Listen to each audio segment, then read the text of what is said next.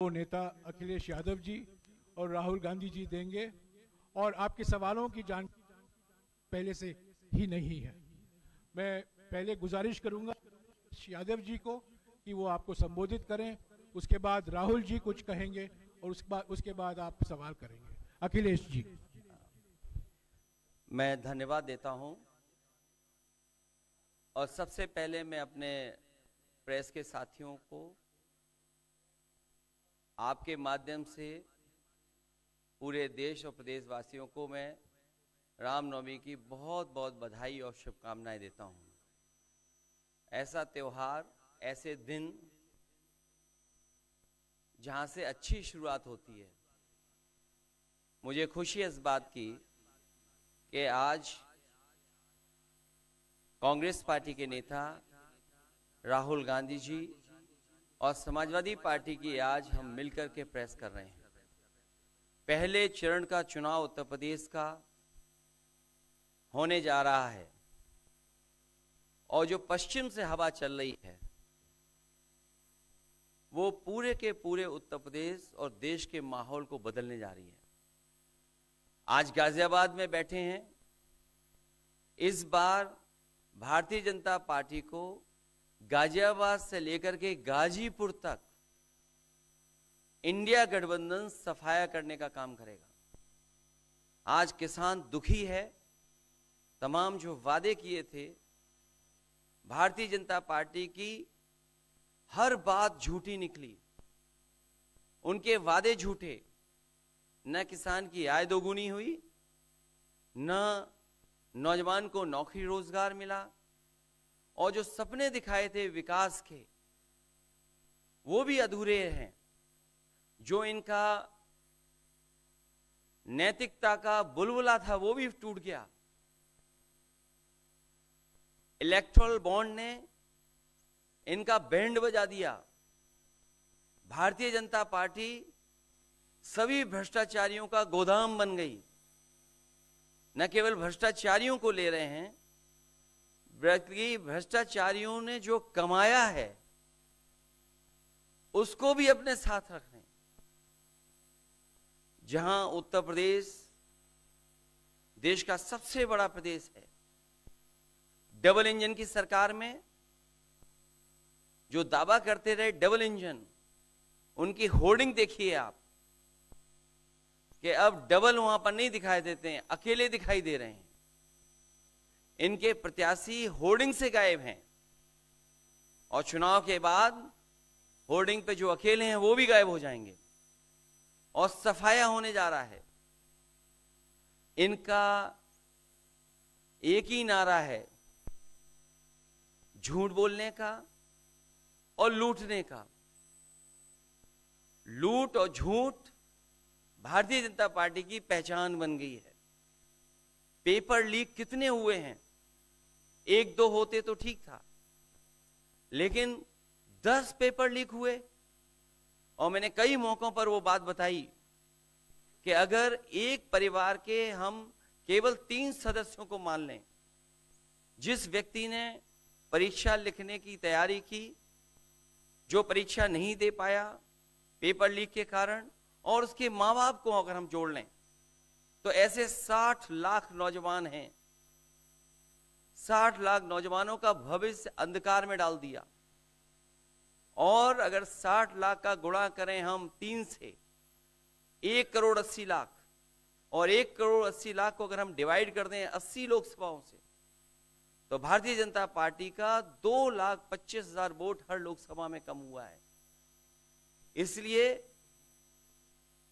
एक भी vote but ना पाए। जहां हमें मतदान करना है वहीं मतदान के दिन हमें सावधान भी रहना है। अगर हम सावधान रह करके मतदान करेंगे और अपने बूथ की चौकीदारी करेंगे तो भारतीय जनता पार्टी का सफाया होगा। आने वाले चुनाव में, ये देश का चुनाव है, देश की जनता बदलाव चाहती है और बदलाव की हवा पश्चिम से उत्तर प्रदेश से चल रही है। और मुझे पूरा उम्मीद है आने वाले समय में इंडिया गठबंधन और नई सरकार देश में दिखाई देगी। शुक्रिया अखिलेश जी। राहुल जी।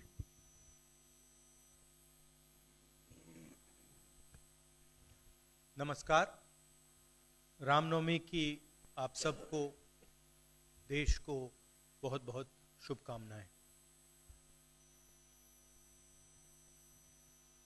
ये चुनाव विचारधारा का चुनाव है। एक तरफ आरएसएस और बीजेपी जो संविधान है, लोकतांत्रिक सिस्टम है, उसको खत्म करने की कोशिश कर रही है, और दूसरी तरफ इंडिया गठबंधन, कांग्रेस पार्टी संविधान को, लोकतंत्र को डिफेंड करने की कोशिश कर रही है, उसकी रक्षा कर रही है। चुनाव में 2-3 बड़े मुद्दे हैं। सबसे बड़ा बेरोजगारी, दूसरे नंबर पर महंगाई, भागीदारी। मगर बीजेपी 24 घंटा डिस्ट्रैक्शन करने में लगी रहती है। कभी प्रधानमंत्री समुद्र के नीचे चले जाते हैं, कभी आसमान में सी प्लेन पे चले जाते हैं, मगर जो मुद्दे हैं उनके बारे में ना प्रधानमंत्री ना बीजेपी बात करती है। कुछ दिन पहले प्रधानमंत्री ने एएनआई को बहुत लंबा इंटरव्यू दिया। स्क्रिप्टेड था, मगर फ्लॉप शो था।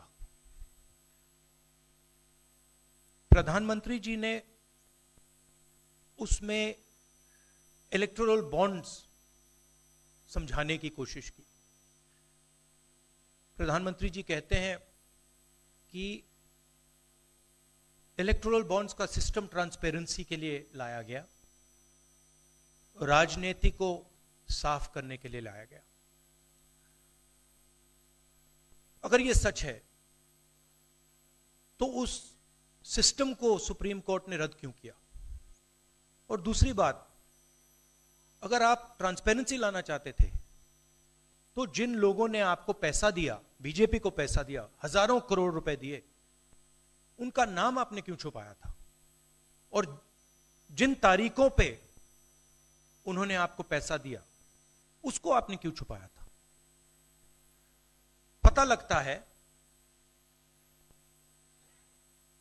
हजारों करोड़ रुपए का कॉन्ट्रैक्ट किसी कंपनी को मिलता है, उसके एकदम बाद वो कंपनी बीजेपी को पैसा देती है।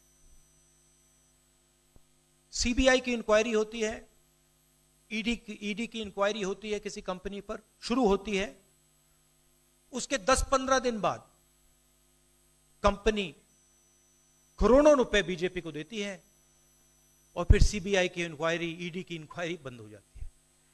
सड़क पे इसको एक्सटॉर्शन कहते हैं, एक्सटॉर्शन कहते हैं सड़क पे। तो ये जो है इलेक्टोरल बॉन्ड्स का जो स्कीम है, ये दुनिया का सबसे बड़ा एक्सटॉर्शन का स्कीम है। हिंदुस्तान के सारे बिजनेसमैन इस बात को समझते हैं, जानते हैं, और प्रधानमंत्री जितनी भी सफाई देना चाहें कोई फर्क नहीं पड़ने वाला है, क्योंकि पूरा देश जानता है कि प्रधानमंत्री भ्रष्टाचार के चैंपियन है। धन्यवाद। शुक्रिया राहुल जी। अच्छा, एक और बात, आपने जयराम जी आपने कहा कि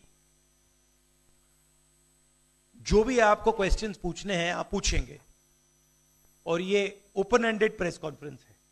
बट इसमें एक और बात, मुझे पहले ही 2-3 बीजेपी वाले क्वेश्चंस पता लग जाते हैं, तो वो तो गारंटीड पूछे जाएंगे, तो उनके लिए मैं तैयार हूं। आजकल गारंटी का जमाना है राहुल जी। पहला सवाल महिकार जी, हिंदुस्तान हिंदी डेली से। माइक दीजिएगा।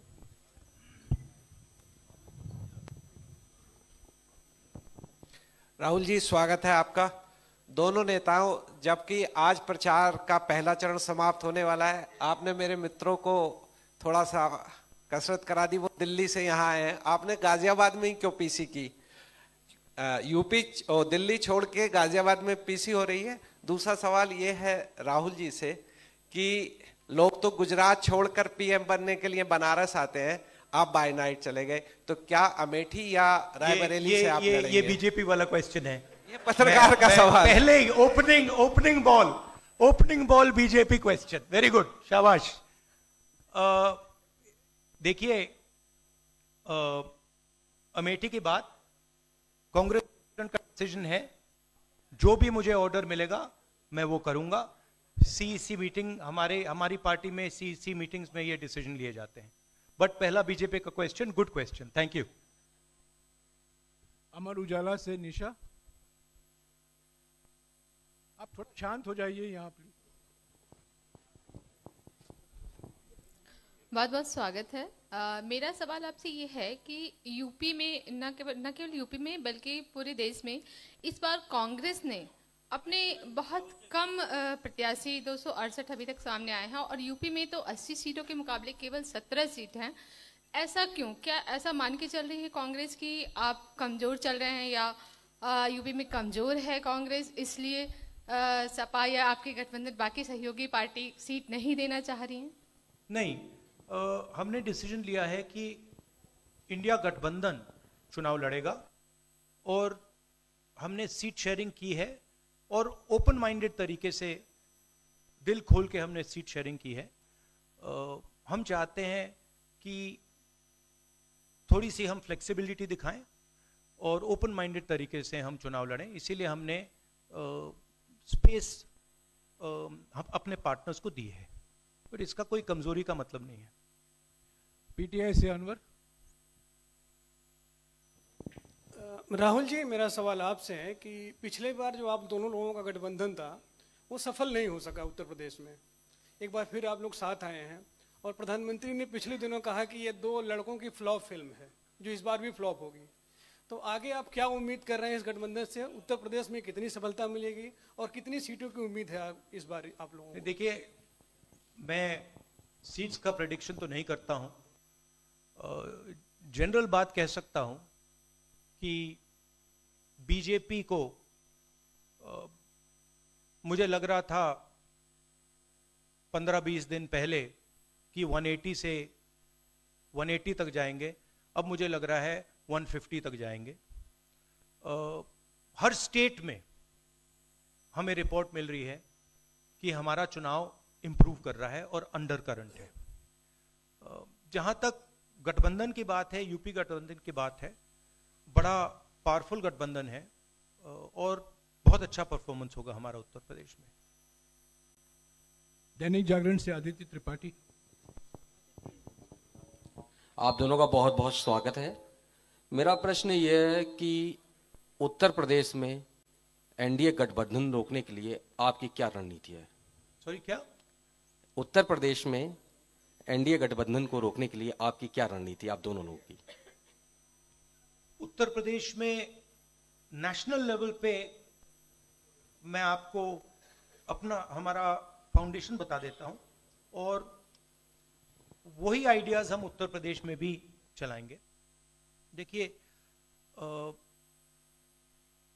पिछले 10 सालों में नरेंद्र मोदी जी ने नोटबंदी करके, गलत जीएसटी लागू करके, और जो बड़े बड़े अरबपति हैं, अदानी जी हैं, उनका पूरा सपोर्ट करके जो रोजगार पैदा करने का सिस्टम था उसको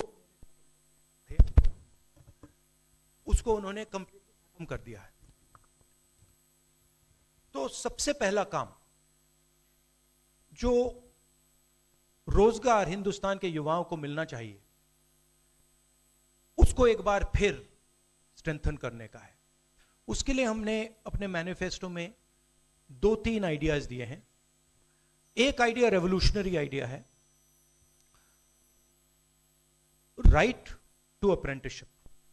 तो जो अमीर घर के बच्चे होते हैं वो अप्रेंटिसशिप करते हैं, ट्रेनिंग मिलती है, पेड ट्रेनिंग होती है।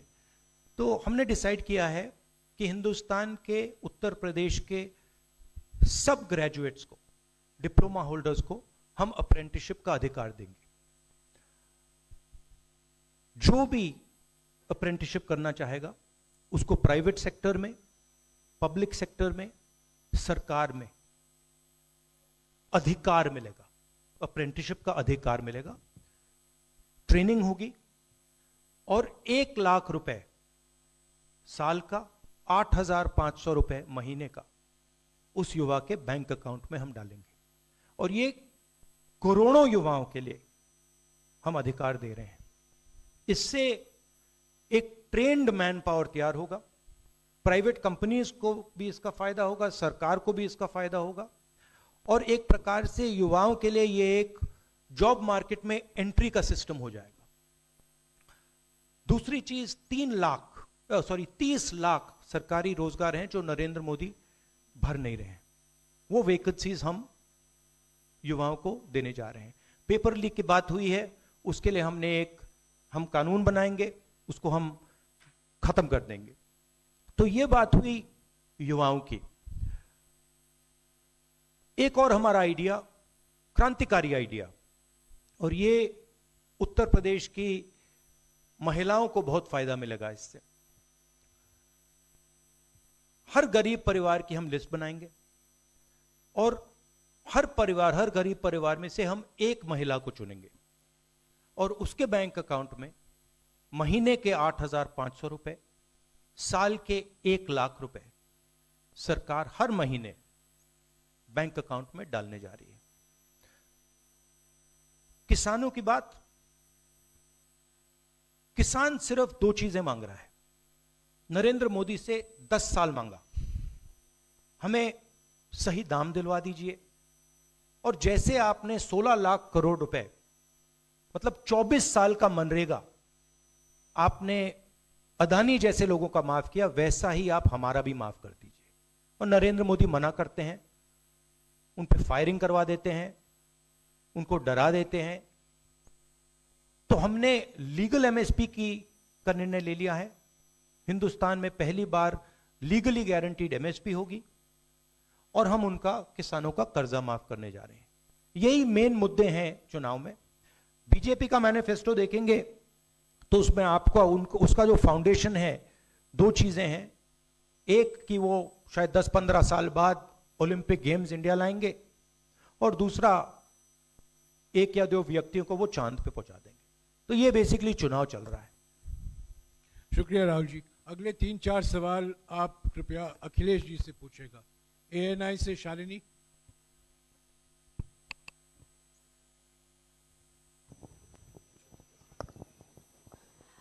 पहला सवाल राहुल जी से है। अखिलेश जी से पूछेगा प्लीज। उन्होंने कृपया लगा दिया, इसलिए अब हमसे पूछिए। दोनों से पूछूंगी सर।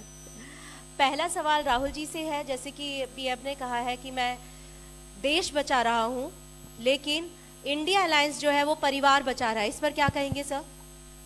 और जो दूसरा सवाल, सेकंड बीजेपी क्वेश्चन।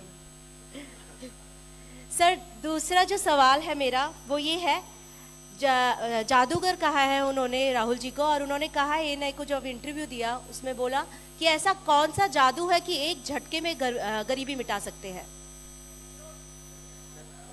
मैं जानना चाहता हूं ऐसा कौन सा जादू है कि एक झटके में गरीबी मिटाई जा सकती है। तो ये मेरा सवाल दोनों से है। नहीं, दोनों से है। मैं धन्यवाद देता हूं, आप लोगों ने सवाल पूछे। हालांकि कुछ सवाल आपने राहुल जी से पूछे थे। एनडीए को पीडीए हराएगा, एनडीए को पीडीए हराने जा रहा है, एनडीए को पीडीए हराने जा रहा है। और जहां तक सवाल परिवारवाद की बात है, आज नवरात्र है, आज शुभ दिन है। भारतीय जनता पार्टी के लोग संकल्प लें कि ना किसी परिवार वाले को टिकट देंगे और ना किसी परिवार वाले से वोट मांगेंगे। और गाजियाबाद में कार्यक्रम इसलिए किया है क्योंकि हम दोनों लोगों ने संकल्प लिया है। वो तो इंडिया गठबंधन का नाम भी ठीक से नहीं ले पाते हैं। INDIA तो इंडिया होता है, इंडी कब से हो गया? यहां से सफाया होगा गाजीपुर तक। जो 14 में आए थे वो 24 में चले जाएंगे, और यूपी वाले स्वागत भी अच्छा करते हैं, और इस बार तो ढोल नगाड़ा और सब कुछ की तैयारी है। इस बार विदाई भी बहुत शानदार होने जा रही है। टाइम्स नाउ भारत रंजीता अखिलेश जी से। जो आपने जो गरीबी को एक झटके में मिटाने की बात की, देखिए ये कोई नहीं कह रहा है कि गरीबी को एक झटके में मिटाया जाएगा। हम ये कह रहे हैं कि गरीबी को गहरी चोट पहुंचाई जा सकती है, और तरीके मैंने आपको बताए हैं। नरेंद्र मोदी जी ने पूरा का पूरा फोकस 22 लोगों पे किया है, 22-25 लोगों पे किया है। आज की सच्चाई है कि 22 लोगों के पास उतना धन है जितना 70 करोड़ लोगों के पास है। गरीबी का यह भी कारण है कि नरेंद्र मोदी जी ने सारा का सारा धन कॉन्सेंट्रेट कर दिया है, 20-25 लोगों को पकड़ा दिया है। मैं जाति जनगणना की बात कर रहा हूं और मैंने ये बात बहुत बार उठाई है। भागीदारी की बात होती है। हिंदुस्तान के किसी भी इंस्टीट्यूशन में आपको ना पिछड़े वर्ग के लोग मिलेंगे, ना दलित मिलेंगे, ना आदिवासी मिलेंगे, ना गरीब जनरल कास्ट के लोग मिलेंगे। मैंने मीडिया के बारे में बात उठाई। मीडिया में आपको बड़े बड़े एंकर्स दिखते हैं। आपको मीडिया की कंपनीज के मालिक की लिस्ट निकालिए, आपको दिख जाएगा कि उधर ना एक पिछड़ा मिलेगा, ना एक दलित मिलेगा, ना एक आदिवासी मिलेगा।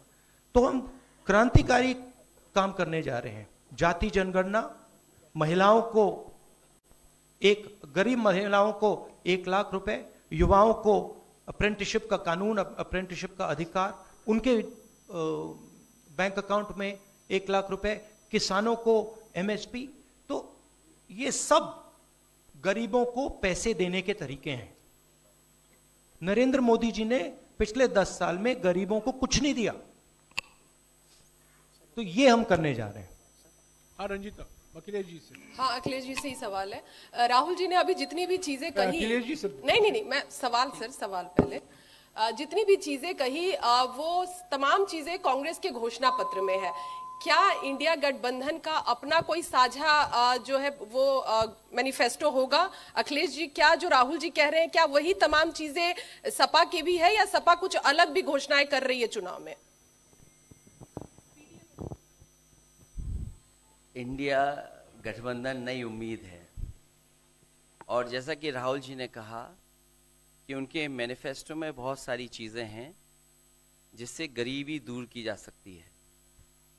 उसी से जोड़ करके मैं ये कहना चाहता हूँ कि जिस समय हमारा देश का किसान खुशहाल हो जाएगा, जिस दिन देश के किसान को अपनी लाभकारी मूल्य मिलने लगेगा फसल का, और मैं समझता हूँ जितने भी राजनीतिक दल हैं और खासकर जो इंडिया गठबंधन के साथी हैं, वो ये बात कह रहे हैं कि हम एमएसपी की गारंटी देंगे या किसानों को लाभकारी मूल्य देंगे, और जिस दिन भारत सरकार किसानों की आय बढ़ा देगी, गरीबी दूर होना शुरू हो जाएगी।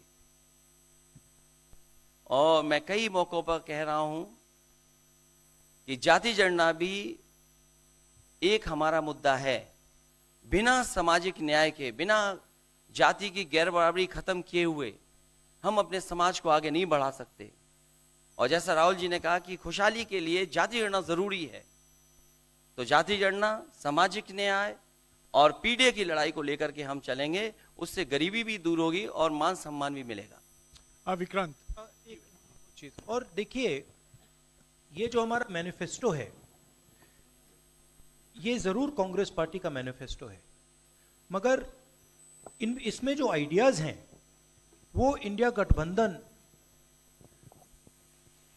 उनकी आइडियोलॉजी के आइडियाज हैं। और अगर समाजवादी पार्टी का कोई सजेशन हो या किसी और भी इंडिया गठबंधन की पार्टी का सजेशन हो, उसको हम सब ऑन बोर्ड करेंगे। तो हमारा मतलब जॉइंटली काम होता है। हम बातचीत करके, कंसल्ट करके काम करते हैं और फ्लेक्सिबिलिटी दिखाते हैं। और हम लोग G20 की तरह नहीं है, केवल 2 का चलता हो, बाकी सब 0 हो। अखिलेश जी समझने में वक्त लगेगा। अखिलेश जी, G20। अखिलेश जी एक मिनट अखिलेश जी अखिलेश को बुलाया है। अखिलेश जी राहुल जी आप दोनों लोग अखिलेश जी सामने अखिलेश जी राहुल जी आप दोनों लोग 2017 में साथ आए थे।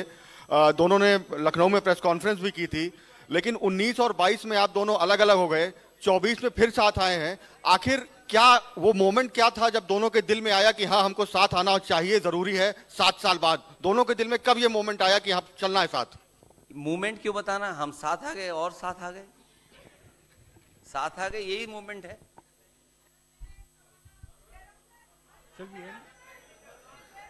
साथियों, अभी दोनों नेताओं को जाना है।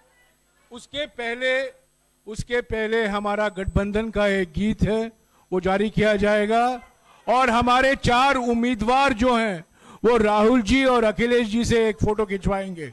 पहले गीत सुनिएगा, गीत देखिएगा। प्रेस कॉन्फ्रेंस समाप्त हुआ है।